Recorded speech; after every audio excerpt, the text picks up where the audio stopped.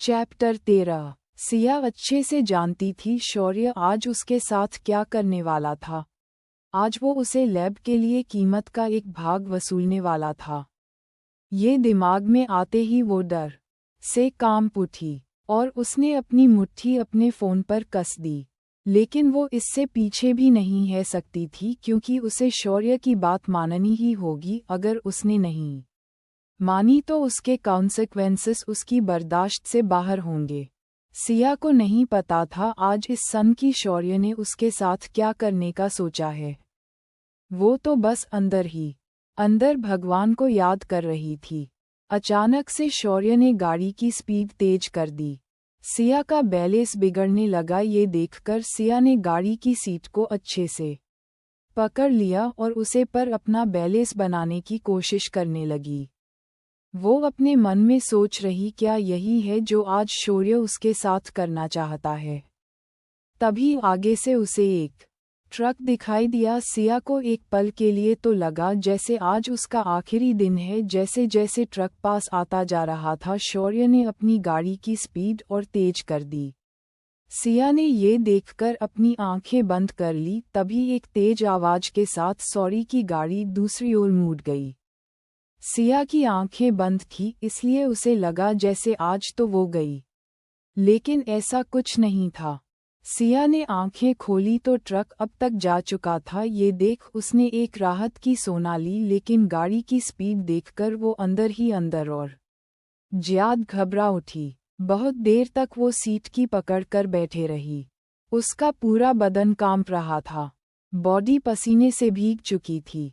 उसे नहीं पता था ये सन की आदमी कब तक ऐसे ही गाड़ी को दौड़ाएगा। इसलिए उसने अपना ध्यान भटकने के लिए कुछ सोचने के लिए दादी को याद किया। और फिर कुछ देर बाद वो अपनी रिसर्च के बारे में सोचकर अपना ध्यान भटकाने लगी।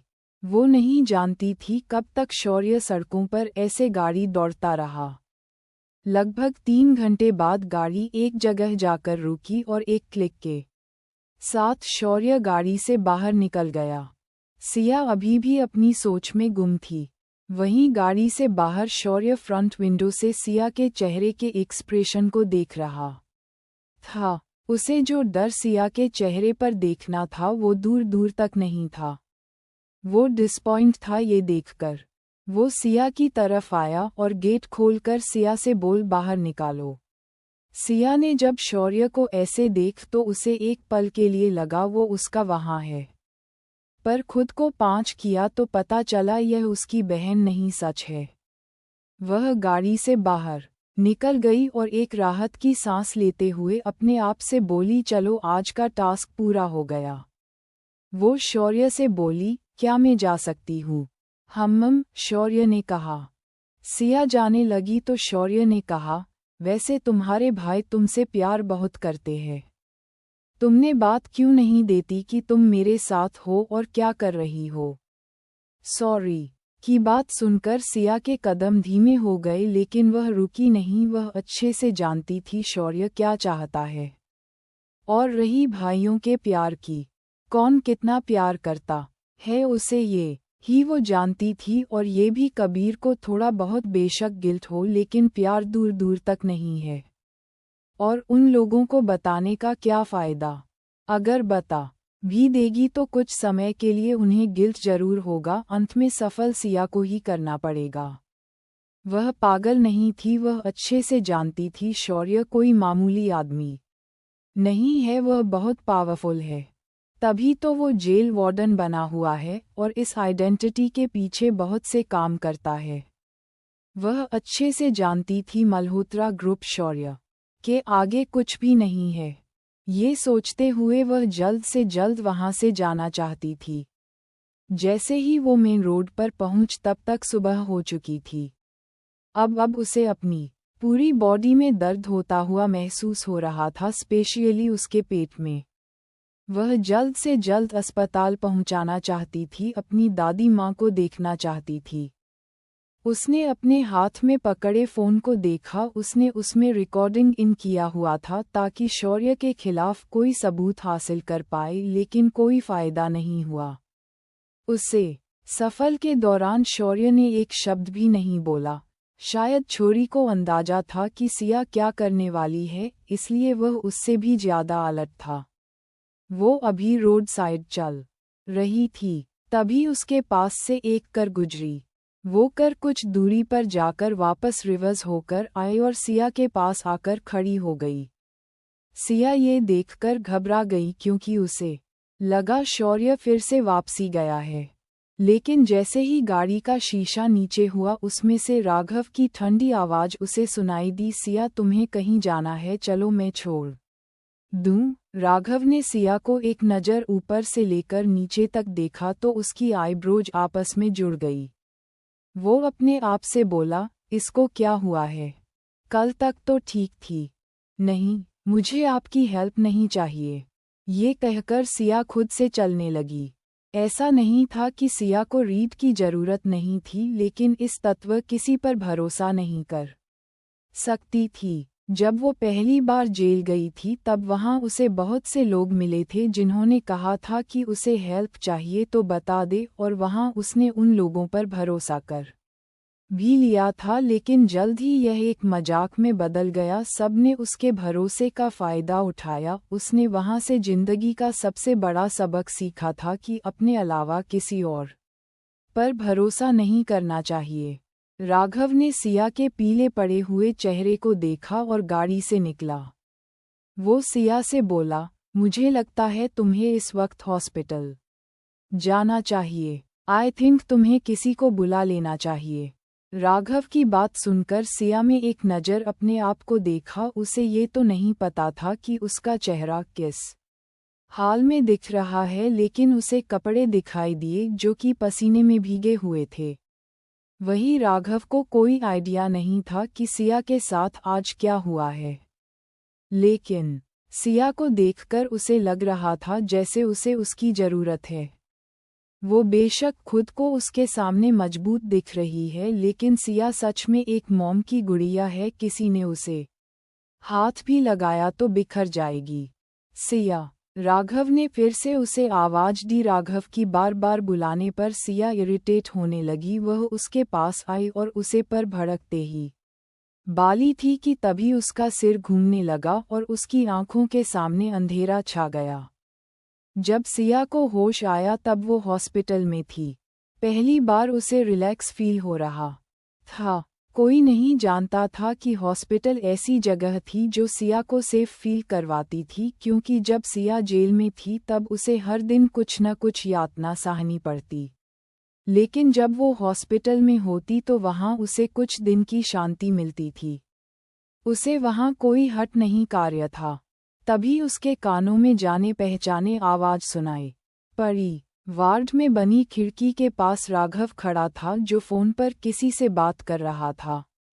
मुझे कुछ कम है, तुम मेरी क्लास कवर कर देना, सामने से कुछ कहा गया होगा, जिसके जवाब में राघव ने कहा, एक फ्रेंड को मेरी हेल्प चाहिए तो मैनेज कर लेना। ये केक। राघव ने फ़ोन कट कर दिया। वहीं सिया खुद के लिए फ्रेंड सुनकर इमोशनल हो गई। राघव भी जब तक उसके पास आ गया। उसने सिया को होश में देखा तो कहा, अरे तुम जाग गई हो तो चलो कुछ खा लो। डॉक्टर ने कहा है तुमने काफ़ी लंबे समय से कुछ नहीं खाया है और तुम बहुत ज़्यादा मिलनॉरिश्ड भी हो एंड एक्सट्रीम स्ट्रेस की शिकार हो। चलो उठो, तुम्हारे लिए सूप बनवाया है, ये भी गरम है, इसलिए थोड़ा थोड़ा खाने की कोशिश करो। राघव में सूप बाउल में निकाल दिया। सिया सूप के बोल को देख रही थी। फिर उसने एक नज़र रगड़ को देखा और अपनी धीमी आवाज में उसे थैंक्स कहा। राघव ने कई बार उसकी हेल्प की थी। राघव स्माइल करते हुए सिया से बोल, डॉक्टर ने कहा है तुम्हें अभी हॉस्पिटल में 2 दिन ऑब्जर्वेशन के लिए रुकना होगा। क्या तुम चाहती हो मैं तुम्हारे लिए यहाँ किसी को बुला दूँ? ये सुनकर सिया उसे देखने लगी, क्योंकि उसे तो लगा था राघव ने अब तक कबीर को फ़ोन कर दिया होगा। आखिरकार वह दोनों दोस्त हैं। वहीं राघव को समझ में आ गया था कि सिया क्या सोच रही है। वह मुस्कुराते हुए बोला, मैं जानता हूँ तुम कबीर को देखना भी नहीं चाहती हो, इसलिए मैंने उसे कॉल नहीं किया, लेकिन अगर तुम चाहती हो तो मैं उसे कॉल कर देता हूँ। सिया ने कुछ नहीं कहा और उसे एक फैंट स्माइल दी। थैंक्स, सिया ने कहा। राघव भी मुस्कुराते हुए बोला, ठीक है तुम रुको, मैं उसे कॉल करके आता हूँ। तभी वो रुका और बोला, क्या तुम्हें लॉयर की जरूरत है?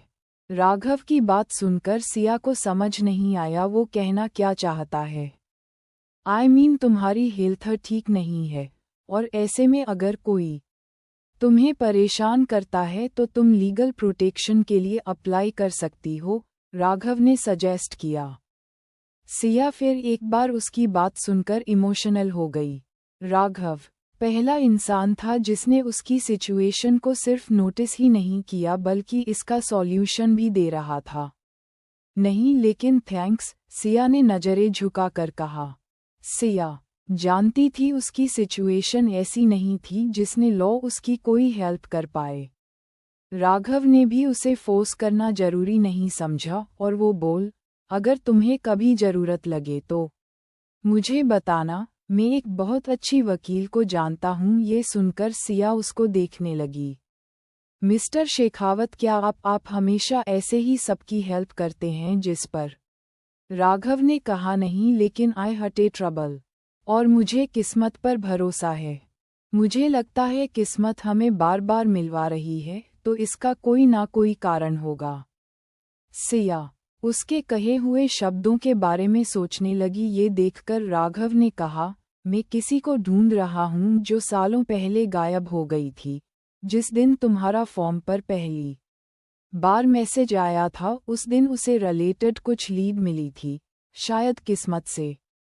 ये सुनते ही सिया पुराने ख्यालों में खो गई। उसे दिन उसने अपने पुराने अकाउंट में ऐसे ही लोगों कर लिया था, वो भी तो 3 साल से गायब थी। इसका मतलब राघव उसे ही ढूंढ रहा है। क्या वो तुम्हारे लिए सिर्फ दोस्त है? सिया ने पूछा। उसकी आवाज में इमोशंस थे जो शायद अभी राघव ने नोटिस नहीं किए थे। हाँ, कुछ ऐसा ही समझ लो, लेकिन वह बिना किसी ट्रेस के गायब हो गई 3 साल। 3 साल से एक मैसेज भी नहीं। मुझे उसकी चिंता है। ये कैसे है? राघव के हाथ की मुट्ठी कसी हुई थी। सिया उसे बताने वाली थी कि जिसे वो ढूंढ रहा है वो उसके सामने ही है, लेकिन तभी उसका फोन रिंग करने लगा। राघव ने सिया को उसका फोन दिया। जैसे ही सिया ने फोन की स्क्रीन अच्छी, उसे पर कबीर का कॉल आ रहा था। कबीर का नाम देखकर उसके चेहरे पर इरिटेशन साफ झलकने लगी। बिना किसी हेसिटेशन की उसने कॉल डिक्लाइन कर दिया। अगला कॉल शिवान का था। उसने उसे भी डिक्लाइन कर दिया। क्या प्रॉब्लम है इन लोगों की? क्या इन लोगों के पास इतना फ्री टाइम है कि ये आज फ़ोन से खेलने बैठे हैं? वह अपना फ़ोन स्विच ऑफ करने ही वाली थी, तभी राघव ने कहा, तुम्हें फ़ोन पिक कर लेना चाहिए, हो सकता है कोई इम्पॉर्टेंट बात हो। क्यों आया है कबीर का फ़ोन? जानने के लिए सुनते रहिए मेरी कहानी का अगला एपिसोड और कमेंट करके बताइए मेरी स्टोरी आप लोगों को कैसी लगी। लाइक कीजिए, शेयर कीजिए, कमेंट कीजिए और सब्सक्राइब करना ना भूलिए।